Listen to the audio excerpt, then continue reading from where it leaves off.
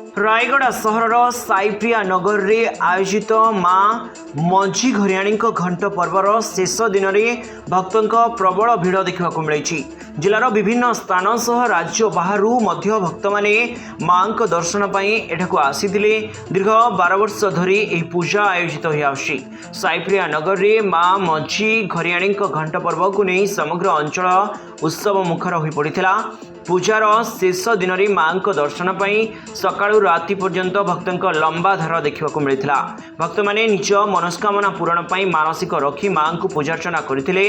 रायगढ़ जिलार विभिन्न अंचल सह ओडिशा बाहर बहु संख्यार भक्त मैंने पर्व में सामिल होते। स्थानीय लोकों सहयोग पूजा कमिटीर प्रयास रे ए वर्ष मध्य घंट पर्व को खूब आनंद और भक्तिमय परिवेश रे पालन कराई।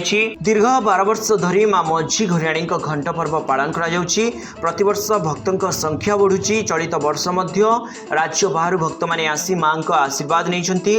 समस्त स्थानीय लोकों सहयोग पर आम भक्ति और आध्यात्मिक परिवेश मध्य साईप्रिया नगर रे माँ मझी घरियाणी घंट पर्व शांति श्रृंखलार सह संपन्न करिछु बोली स्थानीय भक्त मैंने प्रकाश कर।